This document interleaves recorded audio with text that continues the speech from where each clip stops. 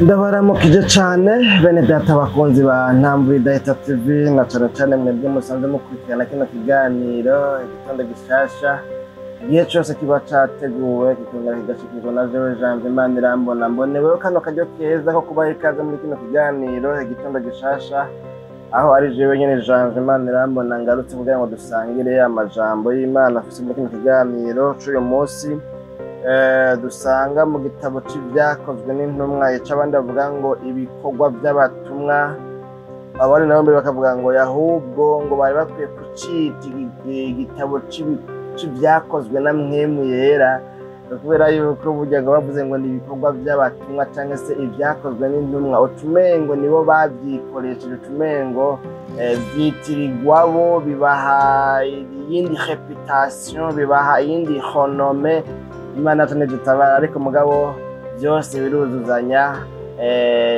byakozwe na Mpwemu Yera abikoresheje intumwa Mpwemu Yera yakoreye mu ntumwa yakoresheje intumwa none rero nano majambo ngomba ko dusoma abonekana mu gice ca kabiri dusoma rero umurongo w'14 tugeze ku murongo w'17 twaca dusimba dusoma umurongo wa 29 n'umurongo wa 20 n'umurongo wa 32 aya majambo avuga ngo rero ku 14 tugeze ku 17 havuga ngo ijambo ry'umutwe rivuga ngo Petero abasobanurira ibyabaye abemeza Yesu ariko Petero ahagararana na bamwe 11 ababariza ijwi rirenga ati yemwe Bayuda n'ababa i Yerusalemu mwese ibi nimubimenye kandi nimwumvirize amajambo yanje aba ntibaborewe nk'uko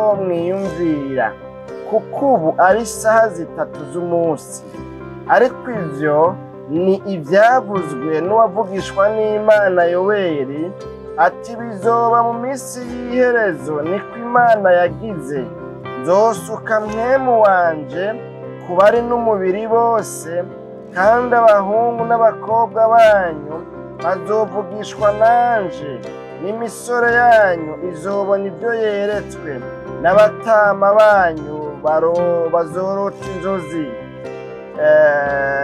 tugomba dusomera umurongo wa 18 kumbure mbere n'abagurano banje b'abahungu n'abakobwa muri iyo minsi nzobasuka ko Mpwemu wanje bavugishwe nanje Imana yacu nihimbazwe bene data bakunzi ba kino kiganiro gitondo gishasha tubandanye rero dusimbire kuri wa murongo wa 29 n'uwa 32 hanyuma duce tuyifatanya rero twumve amajambo kumbure tuganira muri kino kiganiro cacu cuno munsi murongo wa 29 uvuga ngo bagabo bene data sikingora kubabarira njyeruye ibyo sogokuruza mukuru Dawidi ibya sogokuruza mukuru Dawidi yuko yapfuye agahambwa n'imva yiwe iri ngaha ino muri twebwe na bugingo n'ubu murongo wa 32 navuga ngo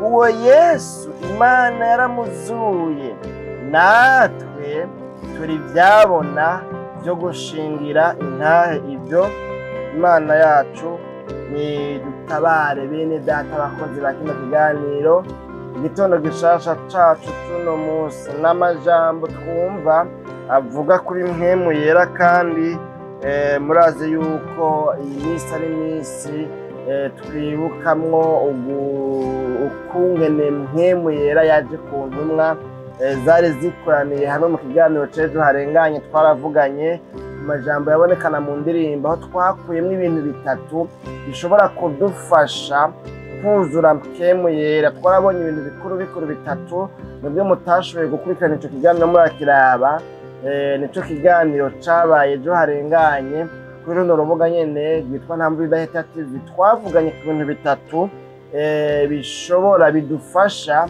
kuzura Mpwemu Yera aha naho amajambo tugomba dusome ikintu ngomba ko dukuramwo cyangwa se insanganyamatsiko ngomba ko dukuramwo ni insanganyamatsiko ivuga ngo Mpwemu Yera ni ubushobozi butubashisha gushingira intahe Yesu.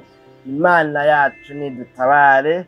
Bene data bakunzi ba kino kiganiro igitondo gishasha, aya majambo dusomye ngira ngo mwoyumva neza umuntu ayasomye ahereye ku murongo wa mbere, ubwo twebwe twasomye duhereye ku murongo w'14, ariko nyine kubera ko ari wo munsi mukuru wayo mu nkundire ndayasome, kuko ntibyokunda yuko aya majambo yose umuntu ayavuga ko usanga ikiganiro coca gitwara umwanya muniniya cane gose. Kandi murazi yuko ivugabutumwa ryo ku mbuga ngurukanabumenyi ni ivugabutumwa ridashaka yuko umuntu yorarayo basigura amasaha abiri amasaha 3, kuko usanga ya message bwa butumwa barutumbere gushikiriza abantu batabwumvise butabashikiriye kubera umwanya n'amafaranga. Umwanya ntiworoshe, abantu bose batunzwe no gusatira, kwiruka, kurondera ubuzima. Usanga rero akazi katabemerera kuba boronka amasaha abiri amasaha 3 yo kwicara bumviza video yawe. Urose uyumviriza ku bwa kigoro n'ubuntu bugiriwe, kandi uyo muntu aba yakugiriye icyizere. None rero niyo mpamvu tutagomba kuba twomara umwanya muremure cyane, nayo bundi ari bya biteramo canke yamaveye umuntu ataca ariko arirukira yihutira, byokunda ko umuntu azirora. Dusome rero gusa mwumviriza amajambo avugwamo. Umurongo wa mbere w'igice ca 2 avuga ngo kuza kwa Mpwemu Yera. Tugomba dusome tugeze ku murongo wa 13, havuga ngo umunsi wa Pantekote ushitse, bose bari bakoraniye ahantu hamwe. Haza igihinda kivuye mu ijuru giturumbuka nko guhuhuta k'umuyaga w'inkomezi, gikwira hose mu nzu bicayemwo. Hababonekera ibirimi vyigabanije nk'ivy'umuriro, bibaja kumwe. Bose buzuzwa Mpwemu Yera, batangura kuvuga izindi ndimi uko Mpwemu abahaye kuzivuga.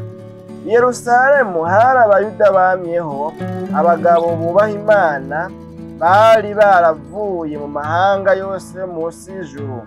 Ico gihinda cumvikanye, hakorana abantu benshi, barajorerwa, kuko umwe wese yumvise ururimi rw'iwabo baruvuga. Barumirwa bose, baratangara bati, mbega aba bose bavuga s'Abanyagalilaya? Kandi ni iki gitumye twese tubumva bavuga indimi z'iwacu izo twavukanye? Turi Abapariti n'Abamedi n'Aberamiti n'abami i Mesopotamiya n'i Yudaya n'i Kapadokiya n'i Ponto no muri Aziya n'i Furugiya n'i Pamfiliya no muri Egiputa no mu bihugu vy'Ilibuwa bihereranye n'i Kurene n'ab'i Roma bagerereye ino. Abayuda bo n'abatoye idini yabo. Abakirete n'Abarabu tukabumva bavuga mu ndimi zacu ibitangaza vy'Imana. Bose barumirwa, barazazanirwa, barabazanya bati, ibi ni biki? Ariko abandi barabanegura bati, baborewe igisama. Imana yacu nidutabare. Bene data bakunzi ba kino kiganiro igitondo gishasha cacu cuno munsi, n'amajambo aya majambo dusomye n'amajambo yabaye mu gitondo co ku munsi Mpwemu Yera yaza ku ntumwa. Kino gihe uyu munsi wa Pantekote uba hari mu bihe byo guhiga, byari mu bihe by'iminsi mikuru, aho bari basanzwe navuga ngo bahimbaza umunsi mukuru, navuga ngo w'ivyimburwa, w'iyimbura, w'umwimbu. Imana yacu nidutabare. Mbere usomye amakomantere biblika mwamwe yerekana ngo ico gihe aba bantu bavuga ngo aba bantu baraborewe, bagomba kwerekana yuko kumbure ngo boba baborewe kubera data wanje ngo banezerewe banyoye vino inzoga ibiboreza kubw'umunezero novuga ngo ahubwo n'umurengwe barengewe banezerwe nuko binduye. Nakuriye kumbure muri no ntara ya Bubanza iwacu, aho kumbure umanutse mu kiyaya wasanga mu gihe c'imbura ry'umuceri hari amahera menshi abari mu miceri, ugasanga rero muri ico gihe ibintu byose birabona nka bishasha, ugasanga impuzu n'ishasha, amaradiyo mashasha, amatelefone mashasha, ibirato bishasha, ugasanga abantu mwimbura nyene usanga ibintu nyene bimeze ukuntu. Rero abantu babagije bavuga ngo baraborewe kuko bagira bati baborewe igisama kubwo kwigina umwimbu baronse, kubwo kwigina ivyeze, kubwo kwigina yuko basaruye vyinshi, amahegitare n'amahegitare barimye kumbure yakunze byakunze ntibyahorotse, uruzuba ntirwabihitanye. Imana yacu nidutabare. Hanyuma rero ngaho byabaye nkuko tubyumvise, twumvise ngo bakoraniye hamwe bumva igihinda nk'uguhuhuta k'umuyaga w'inkomezi nyinshi, hanyuma ngo kiraza gikwira hagati hose muri bo, ngo kandi ngo ico gihinda c'umuriro ngo gica cigaburamwo ibirimi vy'umuriro, umwe wese arabye mugenzi we akamubona ko umuriro ni ukuvuga mpemu yera yari yaje mu ishusho y'umuriro kuri umwe wese. Hanyuma rero ngo baca baduka bavugishwa mu zindi ndimi. Izo ndimi rero bavuga ngaha twazibonye ngo umuntu wese yari muri iyo minsi mikuru i Yerusalemu, abavuye hirya no hino twabonye twadondaguye henshi no muri Egiputa no muri Afurika, hari abari baduze mu minsi mikuru i Yerusalemu. Murazi yuko kumbura niba muhora mukurikirana bino biganiro duhora tuvuga yuko hari iminsi mikuru yaba gatatu mu mwaka.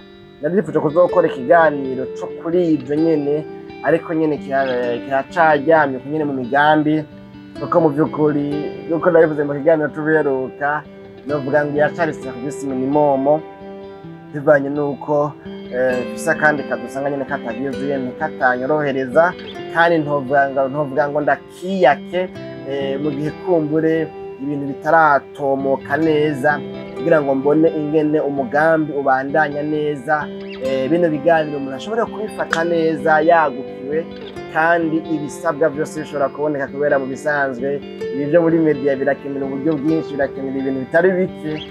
Gasanga rero urumva kwa dufaranga umuntu ahembwa nitwo yikoramwo cyangwa yikorako mu nyemerere mvuge gutyo, akagura agatara nimba kahiye, ni natwo naguzemwo na kano kanuzeye. Naho ico gihe Imana yanyishuye bizananye ku muntu yari agafise, kumbura agacakama ku mafaranga. Nobabwira namwe muca mumva yuko ivyo bintu bisiga ubwenge, ariko n'Imana nari maze imizi ndakipfuza cane, numva umengo notuma basi ngura tablete nta kundi, kubera ko narigeze kuba mfise tablete. Hanyuma Satani ayikubita umwereka nk'irizambi yarizanye n'ibihe bikomeye naciyemo. Ibyo sivyo ngomba kujamwo, nohava nsanga nataye intumbero. None rero ngo baravugishwa muri izo ndimi z'abantu bose bari bakoraniye aho i Yerusalemu, mugabo ngo bavuga ibitangaza by'Imana. Nigeze kumva umuntu n'ubwo mu gikoraniro ngo hari muri Suwede, ngo aza yumva umuzungu muri ico gikorane aradutse aravugishijwe, ngo avuga mu Kirundi. Ibyo yavuze numva ntakwiye kuri Rwanda bivuga, kumbure numva ninye ntakwiye kubivuga. Hanyuma rero ngo wa Murundi yari hari basohotse mu miga cyangwa se mu gikorane, atararondera wa muzungu mpaka agenda kumuganiriza mu Kirundi, ati ndabonye umuzungu azi Kirundi. Baravugana asanga nta Kirundi azi, aramubaza none ibintu bavugishije uno munsi urabizi? Ati wapi. Urumva nyine ntabyashoboye kumenya cyane, ati bwa bundi impemu yera yamuvugishije ngo je naje Umurundi ndimwo numva kugira neza, numve n'imigambi Imana ifitiye igihugu cyacu cy'Uburundi, ko yavuze ngo mu Burundi hagiye kuba ibi n'ibi. Imana yacu nidutabare. None rero Mana yacu ubona bigiye kuba birebire rero ngo abantu baratangara, twabisomye barazazanirwa. Rero Petero acarahaguruka. Uyu Petero nagomba kuvuga yuko yari umwe muri za ntumwa 12, kandi uyu Petero yari aheruka kwihakana Yesu nta mezi nkangahe yari aheze, kuko murazi ko Yesu ngo amaze kuzuka ngo yiyeretse abigishwa biwe. Ico gihe ntibararana ntibagumana, yarabiyereka, yarabagendera, yarabatemberera, yarabihishurira. Mugabo novuga ngo bugorove gataha mwijuru, niko novuga ko mbe canke sinzi, biragoye ko murabona Bibiliya nyine hari ibintu itadoma ko. Mugabo bivugwa ngo ico gihe kuva azutse yarabiyereka, abiyereka ngo iminsi 40 ababwira iby'ubwami bw'Imana, hanyuma acabona kuduga. Murumva rero iminsi 40 n'ukwezi n'iminsi 10, murumva yuko ata mezi 3 yari bwahere, nta mezi 2 ahubwo munyemerere mvuge gute, nta mezi 2 yari bwahere Petero yihakanye Yesu. Murazi kutagiye yihakana Yesu yuko bamwe ati wewe ni iby'ukuri nawe uri umwe muri bo, arabyihakana, yihakana Yesu inshuro 3 zose. Bamubwira ati wowe n'imvugo yawe irakuranga, n'ingendo yawe irakuranga, wewe ukuntu usa mbere wanashaka kumunyagarira, ntukwiye no guharira, wewe wari kumwe n'urya Yesu. Hama Petero arihakana Yesu. Imana tune dutabare. Kubera iki rero? Iki gihe ntiyari bwaronka isezerano Yesu yabasezeraniye, kuko yari yarababwiye yuko bazoronka umwita, bazoronka mpwemu yera, kandi ko uyo mpwemu yera azobana nabo, azohorana nabo ibihe byose, akaba muri bo, kandi ko azokwemeza abantu iby'icyaha, kandi mbere ko azokwabira, azokwakira ku by'Imana ifise mu mutima wayo. Mpwemu yera akaza akabihishurira abantu, ko mpwemu yera kandi azomenyesha abantu ibigiye kubaho. Imana yacu nidutabare. Bene data bakunzi ba kino kiganiro gitondo gifasha. Rero ndiko ndavuga yuko Petero yari yarihakanye Yesu kubwo gutinya, aravye ibiri kubiraba n'ibiri kubirashikira Yesu. Kino gihe yari yamwihakana kubera iki? Nta bushobozi ibi bintu byo gushingira intahe Yesu, ibi bintu byo kwemera umuntu akababazwa, ibi bintu byo kwemera umuntu akaba yohomba ibyiwe, akemera akarenganywa, akemera agahomba umunezero, akemera agahomba ibyaha, akemera akareka kwinezereza nk'uko abandi binezereza, akemera agahomba ikirori, akemera akaba atazi ibibera mu mabwate doni. Ibi bintu nta muntu atararonka mpwemu yera ashobora kubikora, ashobora kubishikako, kuko mpwemu yera niwe bushobozi bubashisha umuntu kwemanga, gushinga intahe no mu bihe bigoye. Imana yacu nidutabara. Akavuga ngo umubiri wanje nemeye kuwuhindura umuja, ariko ngumane Yesu, nemere mpombe iby'abandi babona ko umengo nibinezera, ni iby'isi biryoshe, ariko kubw'ico nahawe no kubw'iyo ndiko ndaja, nemeye kwemangira Yesu cyangwa se kumushinga intahe. Navuze ko tuvuga ku ijambo rivuga ngo mpwemu yera ni ubushobozi butubashisha gushingira intahe Yesu. Imana yacu nidutabare. Wa wundi Petero rero kuri uno munsi ugira 10, uharuye uhereye igihe Yesu yari yadugiye mu ijuru, uyu Petero ni mu gitondo ca kare ahejeje kuronka ubushobozi bwa mpwemu yera. Mpwemu yera ahejeje kuza ku bantu bashika hafi 120 bari bakoraniye mu nzu imwe, barindiriye isezerano, ariryo mpwemu yera, ariryo mwitsa yasezeranwe. Imana yacu nidutabare. Rero Petero kuko yari asanzwe n'igihe Yesu yari akihari yari asanzwe ari umuntu atemera kunigana ijambo, babajije ikibazo yaba uwa mbere mu kwishura, pemporte ko kumbura abandi bobona ko umenga aritanganiza, ariko niko yari ameze, ariyo karaktere yiwe. Imana yacu nidutabare. Ngo carahaguruka, abandi bagitebaganye guhaguruka gushinga intahe, Petero niho yavuga ngo ejo bundi mperuka kwihakana umwami wanje inshuro 3 zose nk'uko yari yabimbwiye, kuko nagize intege nke, nagize ubwoba, naratinye ko nanje hajya ahantu bamushize nanje boca bahanshira kwigamisha ishagu zijya ngo nariko arakubitwa, uko bariko baramujuragiza bamukura bamujana hariya, naratinye ko nanje uhava baca bangira nk'uko bariko baramugira. Ariko uyu munsi hoho ndonsa akaryo ko kwihasheta, ndonsa akaryo ko kwihatapa, ndonsa ayandi mahirwe ya kabiri. Sinkwiye guteba, sinkwiye kuguma nzirora, ahubwo reka mpaguruke mprofite iyi okaziyo ndonse ndamushingira intahe. Uravye usanga yavuze amajambo atari make, ariko arashingira intahe Yesu. Aravuga ngo rero aravuga ngo twabonye ku murongo w'icumi na kane avuga ngo ariko Petero ahagararana na bamwe 11 ababariza ijwi rirenga ati, yemwe Bayuda n'ababa i Yerusalemu mwese, ibi nimubimenye kandi nimwumvirize amajambo yanjye.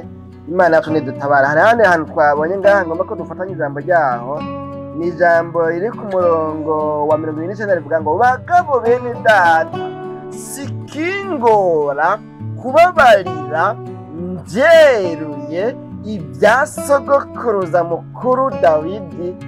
Imana yacu nidutabara. Ndondera muri ijambo rivuga ngo sikingora kubabarira mbyeruye, shize amanga, atabwoba, atagutinya inkurikizi zibi na biriya. Ubu si bya bindi, hariho ubushobozi naronse izindi mbaraga, naronse izindi nkomezi, naronse iyindi moteri imfasha, insunika, inshoboza gushinga intahe. Sinkiri wa wundi, nahindutse, sinkiri umugabo niyo, sinkiri intumwa niyo ishobora kuniganwa ijambo, ishobora guterwa ubwoba n'umusuku, ishobora guterwa ubwoba n'icoreke, ishobora guterwa ubwoba n'umuyaya cyangwa umuboyi akora mu rugo kwa Potifari cyangwa se kwa Pilato cyangwa se kwa Herode. Oyaye, ubu ndafise ubundi bushobozi nibikingora, ndafise ubushobozi butuma numva ko bibangutse gushinga intahe. Abari bibaza ko nkiri wa wundi, ubu si nkiri wa wundi. Imana yacu nidutabare bene data bakunzi ba kino kiganiro.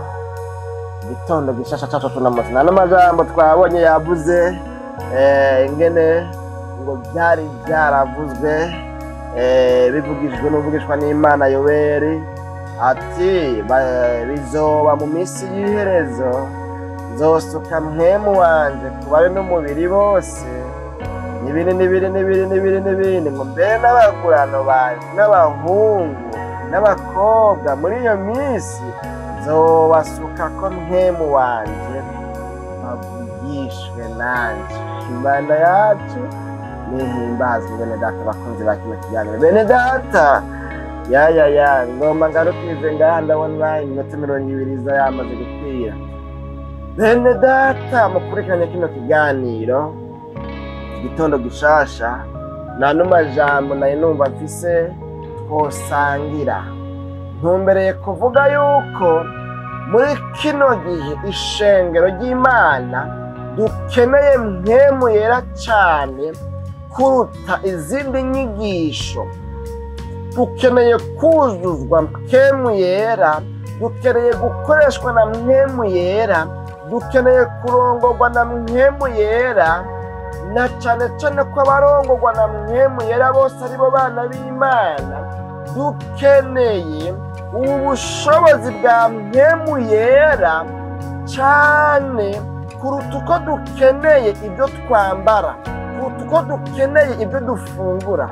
Hamwe twokuzura ubushobozi bwa mpwemu yera, tworongorwa na mpwemu yera, twoganzwa na mpwemu yera, twovugishwa nawe, twokoreshwa nawe, ntitwokora ibigabitanyo, ibyaha byogabanuka mu isi, isi yohinduka paradizo, kubera yuko abayituyemwo bose boba basigaye buzuye mpwemu yera, boba basigaye barongorwa na mpwemu yera. Kandi ijambo ry'Imana rivuga ngo otomatikuma umuntu wese arongorwa na mpwemu yera aba arimo ubwenegihugu bw'ijuru, aba arimo nature y'Imana, aba ari umwana w'Imana. Abarongorwa na mpwemu yera bose nibo bana b'Imana. Imana yacu n'ugutabara. Iyaba byakunda rero umenga batwigisha bose ku minsi ya Mungu, ku masabato, ya minsi yo hagati mu ndwi, muri za burakeye, gusumba kutubwira amaviza, gusumba kutubwira kuja muri Amerika. Mbere uwo numvise mu gihugu cyacu mbere kiri mu bihugu byashyizwe ku rutonde rw'uko babaye barabangira abantu batemerewe kuja muri Amerika, muri Leta Zunze Ubumwe za Amerika, kuruta kutubwira imisosi, kuruta kutubwira kubaka amayetaje, kuruta kutubwira gutunga imodoka zigezweho. Bari bakwiye kutubwira ibya mpwemu yera. Twari dukwiye kwigishwa ibya mpwemu yera, abantu bakamenya ibyo mpwemu yera yanka, abantu bakamenya ibyo mpwemu yera akunda, abantu bakagira umutwaro wo kurondera mpwemu yera. Kuko mpwemu yera amaze gushika mu muntu, ubwoba burahera, akumva aronse izindi nkomezi, akumva aronse ubundi bushobozi bumubashisha gushingira intahe. Kandi aba yamaze kubicara mu gishasha, aba yamaze kuba umwana w'Imana. Imana yacu ni dutabare bene data bakunzi ba kino kiganiro igitondo gishasha cyacu tunamutana n'amajambo rero. Ndabona nkwiye kugarukiza ngaha. Mbega warahawe mpwemu yera, mbega umva waramaze kuba icareme gishasha, waramaze kuba umwana w'Imana. Ntushobora kuba umwana w'Imana mu gihe utararonka mpwemu yera, kuko mpwemu yera ni ubumana muri twebwe, kandi mpwemu yera aduhindura kuba abana b'Imana. None sinzi imvugo zawe, kwa kundi ukobaguzwa ya majambo yawe y'ubushirasoni, za ngeso zawe, za nyifato zawe, wewe ya nzigo yawe, kwa kuntu witwara, kwa kuntu ubanye n'abandi, wewe naho uririmba, ubwo by'ukuri uri umwana w'Imana, wararose mpwemu yera. Abarongorwa na mpwemu yera rero baba bafise ubushobozi bwa mpwemu yera bubabashisha gushinga intahe. Muri kino gihe dufise abakizwa benshi bigora gushinga intahe, ugasanga ageze hariya yikomporta nk'abandi bose, mugabo ageze mu rusengero mu kubiririmba no mu kubisigura niwe wa mbere, ariko ahandi muri systeme ngo niko systeme imeze, ugasanga n'ibindi bindi, ni umupagani nk'abandi bose. Imana yacu ntidutabare bene data bakunzi ba kino kiganiro igitondo gishasha. None rero tugomba dusenga Imana. wumva wonyemerera ukabwira Imana ngo Mana sanze ntararonka mpwemu yera, ndacameze nka Petero wa mbere, Petero wa kera, mfise ubwoba, hari igihe bintera isoni kugushingira intahe, hari igihe mpora ndakwihakana biciye mu majambo, biciye mu ngeso, biciye mu nyifato. Ibyo nkora jewe si ibyo gushingira intahe Yesu. Hanyuma rero wumva wobwira Imana ngo Mana mbiza kw'imbabazi, umeze untunganye kandi nipfuza kuronka mpwemu yera, kugira ngo bikunde ndonke ubushobozi bumbashisha kunesha. Aho wokurikirana wosanga impamvu utsindwa kenshi mu vyaha ibi na biriya, igituma uri umunyantege nke mu rugendo ruja mw'ijuru, ni kubera udafise mpwemu yera. Ufise mpwemu yera mu bihe bigoye no mu vyoroshe yogufasha, kuko niwe moteri yokwatsa ikakudomeka ukabasha kubandanya urugendo. Mpwemu yera twomuvuga ko vyinshi, ariko uyu munsi muri kino kiganiro tugarukiye ngaha dusenga Imana. Mwakoze gukurikirana kino kiganiro igitondo gishasha. Nimuhirwe umuntu yamaze kuronka mpwemu yera, kuko uwo bica bimubangukira gushingira intahe Imana. Kandi nimuhirwe umuntu ahisemwo gufata ingingo yo kwihana, yo kwezwa, yo gutunganya ubugingo, kugira ngo mpwemu yera aronke ikibanza muri we. Kuko uyu muntu Imana ikimushoboza, mpwemu yera amushoboza gushinga intahe. Ariko n'umuhombe, naho yoba ari umuporoti, naho yoba ari umubishopi, ariko akaba umubishopi canke umuporoti wo mu mubiri gusa, kuko mu mubiri nta ciza kiriyo, huzuye intege nke gusa. Uyo muntu n'umuhombe, kuko ntazoshobora gushingira intahe Imana yacu. Ntidutora dusenga Imana rero naho ubutaha mu kiganiro igitondo gishasha cy'ubutaha. Mwami w'abami Yesu, turagushimiye cyane ku bw'ano majambo twumvise, atubwiye ibyabaye wa munsi mpwemu yera yatangwa. Na rero abantu bose bumvise kino kiganiro muri ano majambo ashoboye kurengana muri kino kiganiro, hakaba hariho ikintu basanze bokubwira, ndakwinginze Imana ngo batege amatwi, wumva ukwihana kwabo, wumva ugutakamba kwabo, wumva gusaba imbabazi ku vyaha, ku mafuti no gufutana, ku byo bacumuye, ku byo bagabikije, ku byo bagendeyemo. Ubagwize ko imbabazi, bemerwe nawe, ibisigaye ubashoboze gushishikara kugumana uyu mpwemu yera, gushika igihe uzogarukira gutora umugeni. Mu izina ryawe ryera Kristo Yesu niho tubisabye tuvyizeye, amen.